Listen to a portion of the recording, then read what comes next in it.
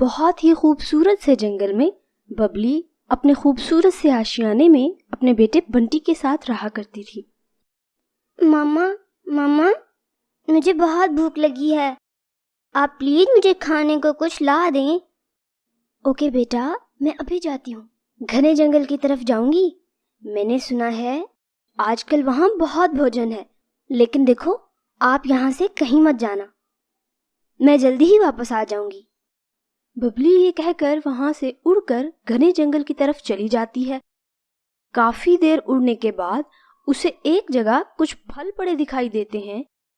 वो उनके पास पहुंच जाती है और उनको उठाकर वापस घर की तरफ आ ही रही होती है कि उसे एक गुफा के बाहर एक चमकती हुई चीज पड़ी दिखाई देती है। वो फौरन उसके पास पहुंच जाती है। अरे ये क्या चीज है? मैंने तो आज तक ऐसी कोई चीज नहीं देखी, इसमें से कितनी प्यारी रोशनी निकल रही है। ऐसा करती हूँ, इसको ले जाती हूँ, और नहीं तो कभी मेरे काम ही आ जाएगा। कबूतर की बीवी को इसके बारे में जरूर पता होगा। बबली उस अजीब चीज को उठाकर अपने घर की तरफ चल देती है। अगले दिन बबली सारे पक्षियों को इकट्ठा करती है कि उनसे इस चीज के बारे में पूछ सके। मैं कल गई थी गहरे जंगल में, वहां मुझे ये अजीब सी चीज मिली है जिसमें बहुत ही तेज रोशनी निकल रही थी। मैं इसे उठा लाई हूँ, लेकिन पता नहीं ये क्या है। वाह बबली, ये तो बहुत मजे की चीज लग रही है। देखो तो सही, कितनी प्यारी रोशनी निकल रही है। इसका मतलब हम अंधेरे में भी देख सकेंगे। ये तो मुझे छोटा सा सूरज लग रहा है। अरे मैं इसे जानता हूँ, मेरी दादी अक्सर ऐसी चीजों का जिक्र करती थी। इसको लालटेन कहते हैं। इसको जब चलाओ तो इसमें से रोशनी निकलती है और फिर हम अंधेरे में भी दिन की तरह देख सकेंगे, मानो जैसे छोटा सा सूरज हो। वाह, फिर तो ये बड़े मजे की चीज हुई। क्या नाम ले रहे थे तुम लोग इसका? हाँ, लालटेन। बबली, अब तो रात को तुम्हारा घर सबसे ज्यादा चमक रहा होगा। फिर ठीक है, मैं इसे अपने घर में लगा लूंगी। मेरा बंटी अक्सर रात को अंधेरे में डर जाता है, अब वो नहीं डरा करेगा। और यूं वो चिड़िया लालटेन को अपने घर में लगा लेती है। उसका घर जंगल में बाकी सब घरों से सबसे ज्यादा चमकता था। अब तो बंटी भी अंधेरे से नहीं डरता था। लेकिन ये बात भला कालू को कहाँ हजम होने वाली थी। नीलो, देखा भला बबली का घर कैसे चमक रहा होता है। कितने मजे में होगी ना वो। उसके घर में तो रात को भी दिन होता होगा। कालू, क्या तुम भी वही सोच रहे हो जो मैं सोच रही हूँ?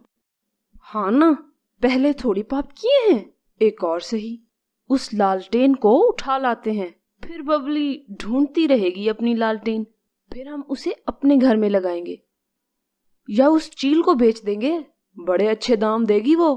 कैसा प्लान है?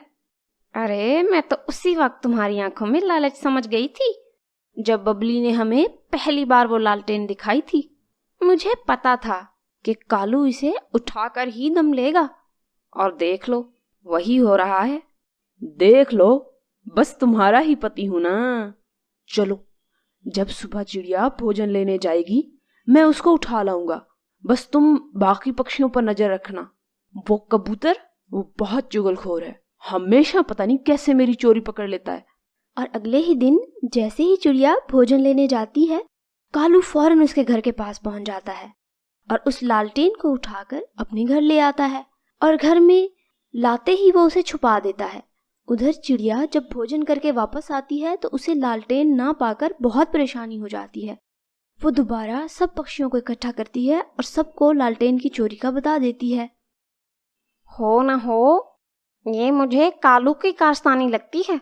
उसके मुंह से तो उसी वक्त भी रालें टपक रही थी जब तुमने उसको लालटेन दिखाया था।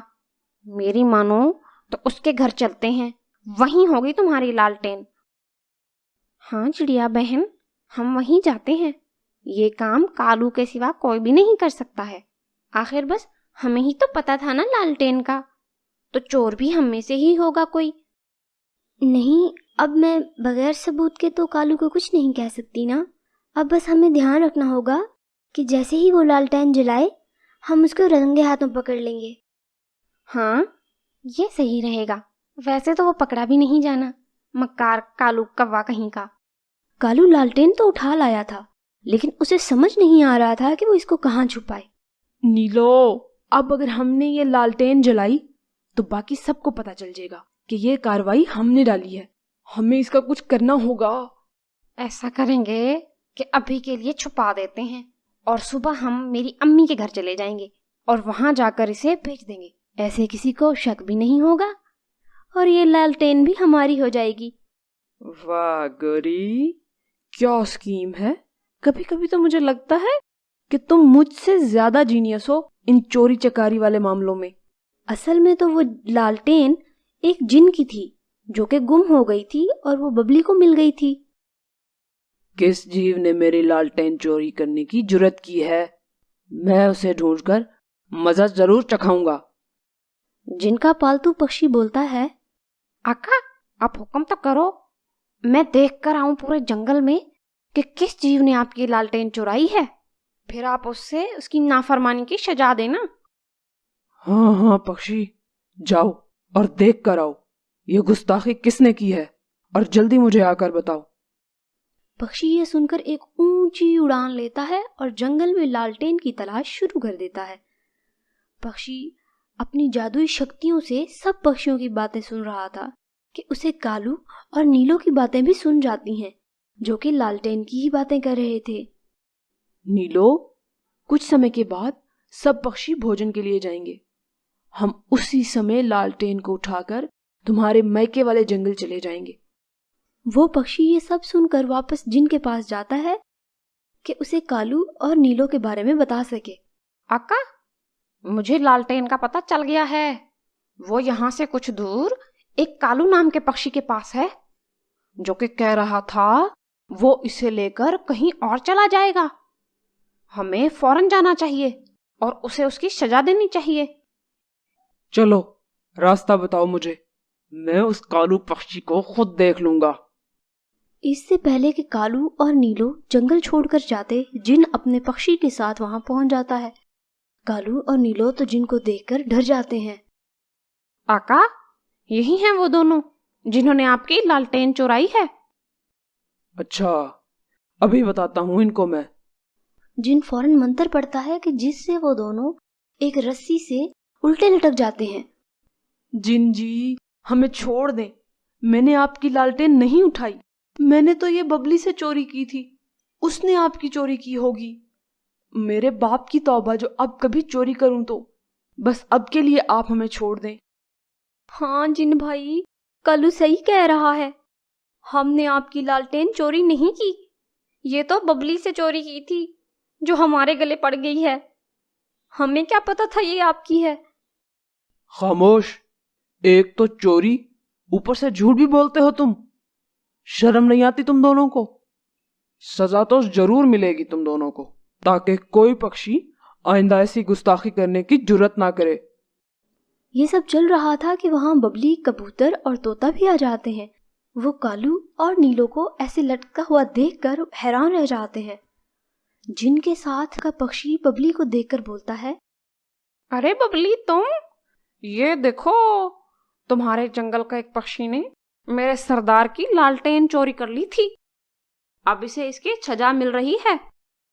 बबली, इनको समझाओ ना, मैंने इनकी लालटेन चोरी नहीं की। मैंने तो तुम्हारी लालटेन चोरी की थी ना। इन्होंने वो भी मुझ पर डाल दिया है। प्लीज मेरी इनसे जान छुड़वाओ।